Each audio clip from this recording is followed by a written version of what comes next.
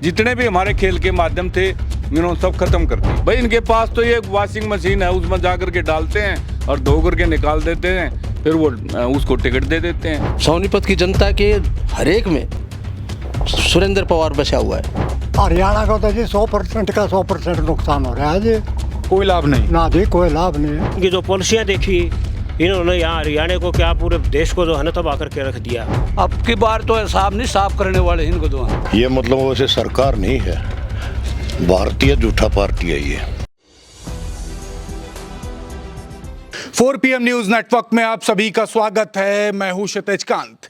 हरियाणा में आप लगातार देख रहे हैं कि भाजपा माहौल बनाने की कोशिश तो कर रही है, लेकिन ग्राउंड स्तर पर पब्लिक खुल करके अब बोलने लगी है। पिछले 10 साल में आपने देखा 2 बार मुख्यमंत्री बदलते हैं, पहले खट्टर फिर नायब सिंह सैनी, लेकिन जो बातें पिछले 10 साल में की है वो कहीं ना कहीं ग्राउंड स्तर पर दिखाई नहीं देती है। आप देख रहे प्रधानमंत्री नरेंद्र मोदी का मैदान में उतरना कहीं ना कहीं ये दर्शाता है भूपेंद्र हुड्डा का कद बढ़ गया है। ये पब्लिक बोल रही है। आम किसानों से बात होती है तो किसान बोलते हैं प्रधानमंत्री नरेंद्र मोदी का आना कहीं ना कहीं ये दर्शाता है कि भूपेंद्र हुड्डा का कद अब बढ़ चुका है। वाराणसी की भी बात होती है, जहां पर 10 लाख से जीत का दावा कर रहे थे, वहां से 1.5 लाख से प्रधानमंत्री मोदी जीतते हैं। यहां पर अमित शाह तक उतरते हैं मैदान में, ओबीसी वोट बैंक को साधने की कोशिश करते हैं, लेकिन भारी रोष है पब्लिक में। हरियाणा मांगे हिसाब यात्रा दीपेंद्र सिंह हुड्डा निकालते हैं और उसमें तमाम सवाल पूछते हैं जिसको अभी तक के भाजपा सरकार के द्वारा कोई भी जवाब नहीं दिया जाता है। लगभग एक बचा है। चुनाव में पब्लिक क्या कुछ सोचती है ये जानने के लिए निकले हैं और मौजूदगी हमारी इस समय सोनीपत विधानसभा में है। सोनीपत की जनता क्या कुछ सोचती है, क्या वाकई में इस बार बदलाव के मूड में है पब्लिक, या तीसरी बार जिस तरीके से दावा कर रही है भाजपा तीसरी बार सरकार बनने वाली है, क्या कुछ होने वाला है। बात करेंगे और चर्चा करेंगे और समझेंगे कि मर्म क्या है और किन मुद्दों पर इस बार वोटिंग होने जा रही। ताऊ, नाम क्या हुआ आपका? जयवीर सिंह राठी जी। जयवीर जी, किधर रहते हैं आप? मैं जैन बाग कॉलोनी में रहता हूँ। इधर ही सोनीपत में? सोनीपत में। इस बार सोनीपत की पब्लिक क्या सोच रही है?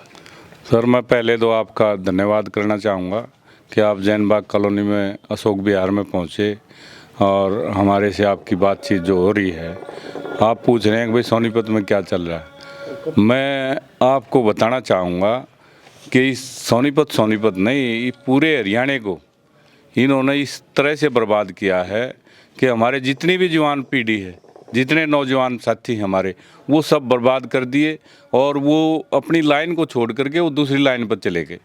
आप देखते होंगे कि जितने भी हमारे थाने खुले हुए हैं उनमें इतने ज़्यादा केसेज हैं, उसका एक बहुत बड़ा कारण है इन्होंने जो वो पोर्ट उसको दे रखा है अडानी को उधर। वहाँ पर आपने पहले समाचार में देखा होगा कि बहुत सारी स्मैक वहाँ पर पकड़ी गई थी और वो पकड़ने के बाद उसका कोई भी एक भी उसके बारे में कोई खबर नहीं मिली। वो सारी यहाँ हरियाणा में सप्लाई हो रही है और घर घर में जा कर के सप्लाई करवाते हैं बीजेपी वाले। इनके एजेंट हैं और इनका एजेंटों के अड्डे ऐसे बने हुए हैं, वहाँ 15-15, 20-20 बच्चे जिनको ख़राब करने के लिए सिर्फ ख़राब करने का काम है। यहाँ आप स्टेडियम में देख लीजिए, हमारा एक सोनीपत का स्टेडियम है और इसमें पूरी मेरे ख्याल में 1.5-2 लाख की आबादी से ज़्यादा है हमारा, और यहाँ इस स्टेडियम में आप जा कर के देखोगे तो वहाँ पर चल भी नहीं सकते आप। तो ये एक जो खेल का माध्यम हमारा होता है वो बुराई को दूर करता है, हमारे जो युवा पीढ़ी है उसको बुराई से दूर ले जाता है, लेकिन ये बुराई में दासना चाहते हैं। जितने भी हमारे खेल के माध्यम थे इन्होंने सब खत्म कर दिए। जो भी बच्चा हमारा नेशनल में या स्टेट में फर्स्ट आता था उसको कहीं मिलिट्री में सर्विस मिल जाती थी, कहीं रेलवे में मिल जाती थी, कहीं पीएनटी में मिल जाती थी, और बहुत सारे पीएचयू थे हमारे, 234 के करीब पीएचयू थे हमारे। भारत सरकार में बहुत ज़्यादा सर्विस वो देते थे पीएचयू। जैसे एक अकेला बीएसएनएल और एमटीएनएल में 8 लाख के करीब कर्मचारी थे और इन्होंने उसका सत्यानाश करके रख दिया, क्योंकि इन्होंने अपना धंधा करना है। जो सेप्टेम की कांग्रेस को जो इन्होंने बदनाम किया कि 76,000 का करोड़ का घोटाला, 76,000 करोड़ का घोटाला, रोजाना झूठ बोलते रहे और आज भी उसमें कोई भी नेता को सजा नहीं हुई, सारे पाक साफ निकल गए उसमें से। तो इनकी जो झूठ बोलने की आदत है, अगर एक बार झूठ बोल करके आदमी को बदनाम करो, तो वो समय था लोगों को ये लगा अगर भाई 76 हजार करोड़ के घोटाले करके कांग्रेस वाले, तो उनको ऐसा जचा अगर भाई वाक्य में ये तो चोर पार्टी है। लेकिन साथियों, ज्यों ज्यों समय बदलता गया, ज्यों ज्यों इनका राज देखा लोगों ने, वो सारी पोल खुलती चली गई और वो कोर्ट से सारे पाक साफ हो गए, चीज़ें साफ हो गई। बिल्कुल सारा साफ हो गया। अभी आपने देखा होगा सोनीपत का एमएलए 60 दिन इन्होंने जेल के अंदर बंद रखा, 58 दिन। वो बेल होने के बाद भी 2 दिन अंदर रहा, तो पूरी 60 दिन की गिनती होती है उसमें, क्योंकि जब कोर्ट ने उसको बेल दे दी उसके बाद भी उन्होंने कहा कि भाई इसको पूरा पढ़ करके, इसका पूरा हवाला देख करके जब आपने इसको बाहर निकालना है। क्या देखना था उसमें? कोर्ट ने बेल दे दी था, अगले दिन शाम को छोड़ देना चाहिए था। उसके बाद भी 2 दिन अंदर रखा और इतनी प्रताड़ना की। ये यहाँ के जो लोगों का बहुत हमदर्द है, वो इस प्रकार का व्यवहार है उस हमारे एमएलए साहब का कि जहाँ पर भी कोई भी गरीब आदमी चला जाता है, उसकी लड़की की शादी है तो उसका इंतजाम करवा देता है। कोई गरीब आदमी चला जाता है इलाज के लिए, उसका इलाज करवा देता है। कोई गरीब आदमी और मदद के लिए जाता है, उसका इलाज करवा देता है। तो ये दूसरा जो हमारे चोर बैठा हुआ है, ये जो हमारा पहले कांग्रेस ने बनाया और कांग्रेस से भाग करके अब वो बीजेपी की टिकट ले ली। भाई इनके पास तो ये वॉशिंग मशीन है, उसमें जा करके डालते हैं और धो करके निकाल देते हैं, फिर वो उसको टिकट दे देते हैं। जैसे आपने देखा होगा कि ये नवीन जिंदल को ऐसे ही इन्होंने वहाँ से टिकट दे करके पहले कह रहे थे कोयला घोटाला इसका बहुत बड़ा घोटाला है, और फिर जब उनके पास चला गया तो वो घोटाले साफ हो गए। जी बिल्कुल। ताऊ, ये बात हो रही थी कि यहाँ पे जो कांग्रेस से जो मेयर बने वही अब भाजपा से एमएलए के प्रत्याशी हैं, और कांग्रेस के जो यहाँ पे जो एमएलए रहे उनके खिलाफ अब चुनाव लड़ रहे हैं। देखिए, भाजपा अपना कैंडिडेट नहीं ढूंढ पाई। देखिए, पहले उस पर जो है ना ईडी का दबाव डाला गया। हाँ। और जब इनका समझौता हो गया उसके बाद में दबाव से वहाँ पे लेके गए। वो पैसे वाली पार्टी है, उससे धन और बल का उपयोग करके ये सोचते हैं कि यहाँ से जीत जाएंगे, लेकिन ऐसा नहीं है। हर दिल में, सोनीपत की जनता के हर एक में सुरेंद्र पवार बसा हुआ है और बहुत ज़्यादा मार्जिन से सुरेंद्र पवार जीतेंगे, ये ऐसा हमारा पक्का मतलब यकीन है। अच्छा, राहुल गांधी के आने से क्या इफेक्ट पड़ा है आसपास की सीटों पर या सोनीपत की अगर बात करें तो? राहुल गांधी हमारे नेता हैं, उनके आने से बहुत ज़्यादा फर्क पड़ा है। और यहाँ सोनीपत ज़िले की 6 सीटें जो है वो कांग्रेस को जाएंगी। अच्छा, दूसरी तरफ बात करें, प्रधानमंत्री नरेंद्र मोदी भी उतरते हैं मैदान में, बड़ी रैलियां करते हैं। कुरुक्षेत्र भी आए थे, किसानों ने बोला कि कुरुक्षेत्र आ सकते हैं लेकिन शंभू बॉर्डर तक नहीं आए, अगर आते तो सारा जितना मनमुटाव था वो भी दूर हो जाता। प्रधानमंत्री मोदी नहीं गए, तो प्रधानमंत्री मोदी के उतरने से क्या कुछ देखा आपने? तो राहुल गांधी का बता दिया। देखिए, माननीय जो प्रधानमंत्री जी हैं वो उन्होंने मतलब जो है किसानों के प्रति उनकी कोई संवेदना नहीं है। 750 जो है किसान जो है ना शहीद हुए, लेकिन एक बार भी उन्होंने 5 मिनट 2 मिनट या कोई भी उसके बारे में नहीं कहा, और मात्र आके ये बोल दिया कि मेरे से कुछ गलती हुई है, मैं समझा नहीं सका, और वो काले कानून जो है वो वापस से मजबूरी में लेने पड़े। तो कभी भी किसान हित की बात नहीं करते। चुनाव के दौरान, जब चुनाव बिल्कुल नज़दीक था एकदम सिर पर, तब पीछे हटे थे। तभी पीछे हटे, अदरवाइज वो ऐसे ही चलते रहे थे। अभी इनकी एक नेत्री और अभिनेत्री कंगना रनावत जी, वो आज भी कह रही है कि ये वापस जो है ना लागू करने चाहिए, जो काले कानून जनता ने उसको वापस करवाया। आज भी फिर दोबारा इनका वही चरित्र, वही चेहरा सामने आने लग रहा है। तो मेरे को तो ये अब नहीं लगता। अभी देखिए, गोहाना रैली थी तो उसके अंदर सीटें खाली थी। अब प्रधानमंत्री जी का वो जो पहले वाला रुतबा था, मैं समझता वो नहीं रहा। उसी का कारण है कि 10-0 पे थी बीजेपी, 10 पे थी और कांग्रेस 0 पे थी 2019 के अंदर। और लेकिन ये अंतर वही है, 2024 के अंदर दोनों 5-5 पे हैं, तो उनका जादू तो समाप्त हो चुका है। प्रधानमंत्री जी के बारे में अभी लोगों का इतना वो मैं नहीं मान सकता कि इतना ज़्यादा रुझान रहा है। तो लोकसभा में आपने हाफ कर दिया, अभी विधानसभा में क्या करने जा रहे हैं? अब हम इनको बिल्कुल बीजेपी को साफ कर देंगे। पहले हाफ थे, अब साफ है। लोकसभा में हाफ, विधानसभा में साफ। ताऊ, क्या चल रहा है आपके दिल में? बात यूँ है जी, आपका बहुत बहुत धन्यवाद। पब्लिक की आवाज़ सरकार के कानों में जाएगी, और हम भी यही चाहते थे कि हरियाणा की जनता की आवाज़ इस क्रूर सरकार के पैसा डालेगी।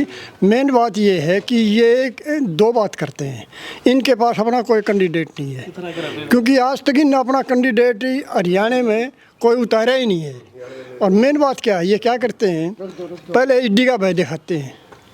जब इनको ये रिपोर्ट मिली ना सुरेंद्र पवार जी किसी से हार ही नहीं सकते, तो पहले तो उसके ऊपर ईडी मारी और फिर भीतर घात भी की। फिर भी भीतर घात भी क्या। देखो कमाल की बात यह है कि पहले ईडी उसके ऊपर गई थी निखिल मैदान पर, निखिल मैदान पर गई थी, देख लिया कमज़ोर आदमी है, और ईडी का भय दिखा गए ने और वहीं सरेंडर कर दिया। अब वही फिर फार्मूला इसके ऊपर लगाया, वही फार्मूला लगाने से क्या हुआ, अब ये तो सच्चा आदमी था, इन्हें पता था जनता मेरे साथ है सोनपत की, इसको हौसला भी था इस बात का। इन्हें कहा कि भाई सुनो, हम जो है ना उस पार्टी के उम्मीदवार हैं जिन्होंने देश को आज़ाद कराया था, हम ईडी वीडी से नहीं डरेंगे बिल्कुल भी। ईडी में अंदर डाल दोगे कोई नहीं, हमें न्याय मिलेगा और जनता का आशीर्वाद मेरे साथ है। तो ये काम करना ईडी वाला भाजपा के लिए बड़ा नुकसानदायक हो गया। हाँ, ये उनके लिए उल्टा पड़ गया ये दाव। और माननीय हाई कोर्ट ने बड़ा अच्छा फैसला दिया, जनता बहुत खुश। इससे तो सच बुझो ना तो 10% वोट बढ़ी हैं कांग्रेस की। सुरेंद्र पवार आने से इतने मतलब यहाँ लोगों को खुशी हुई है। उस दिन आप आए, उस दिन तो इतना स्वागत, यहाँ दीप जलाए गए थे, दीपावली मनाई गई। दीपावली मनाई गई थी। जिस तरह राम आया था ना, इसी तरह सोनपत के अंदर ये मनाई गई थी। ये समझ लीजिए जिस तरीके से ईडी सीबीआई का डर दिखा करके माहौल बनाने की कोशिश की जाती है, उसको लेकर के भी नाराजगी है और पब्लिक ये कह रही कि 10% वोट बैंक यहाँ बढ़े हैं। ताऊ क्या कहते हैं, क्या चल रहा मन में? पहले उम्र बता दे अपनी कितनी है? 81 ईयर। और नाम क्या हुआ आपका? रमेश। रमेश जी, कई सरकारें आते जाते देखिए, अब तक सबसे बढ़िया सरकार लगी कौन सी?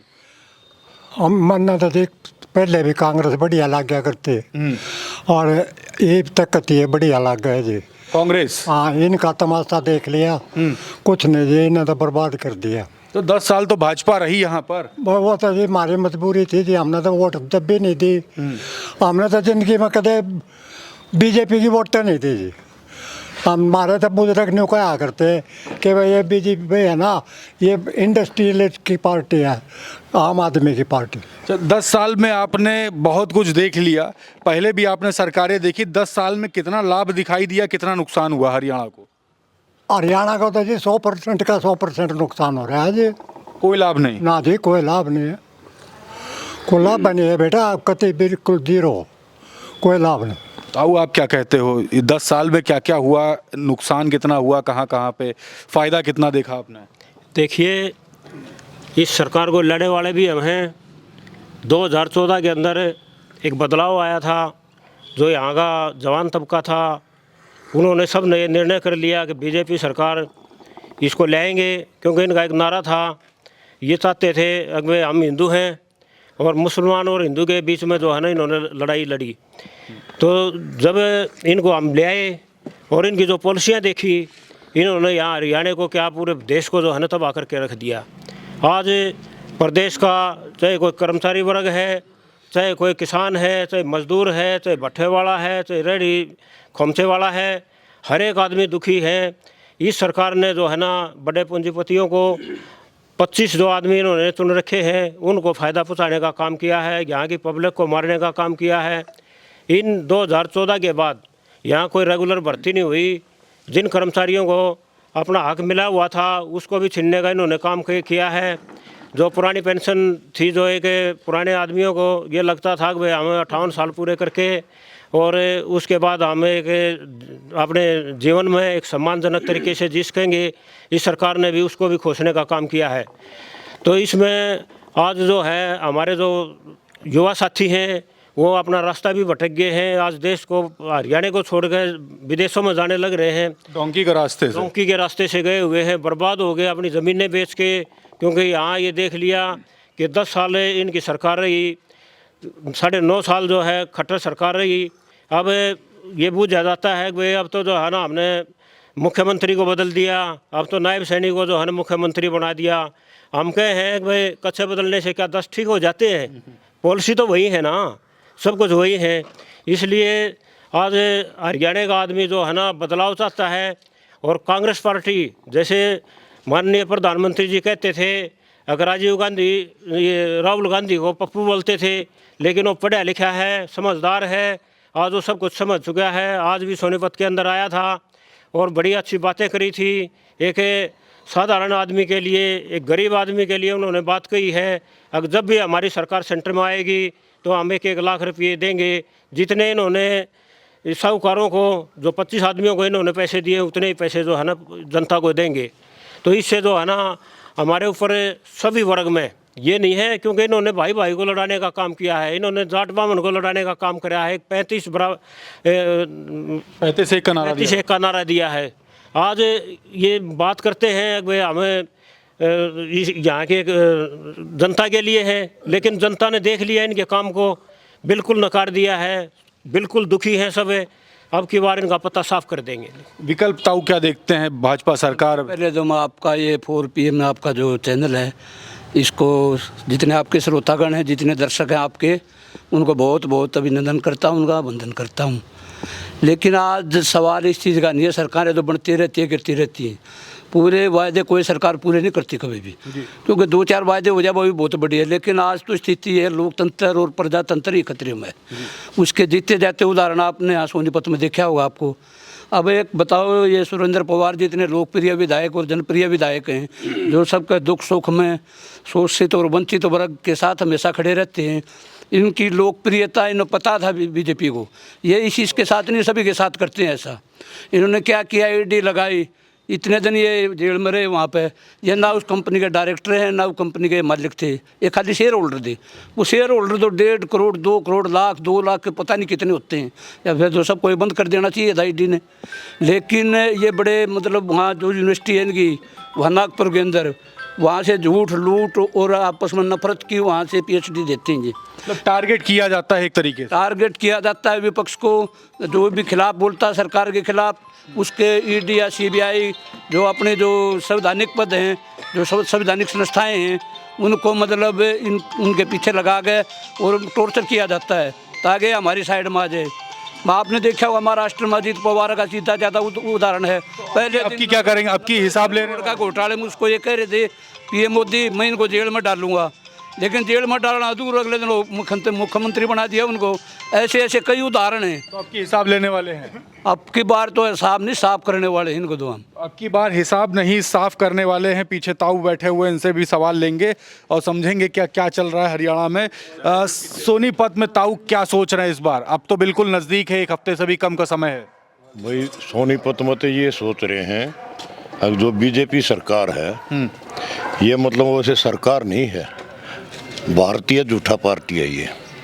इसने भारत को खाली एक झूठ बोलना तो सिखाया, बस झूठ बोलने की ट्रेनिंग दी है।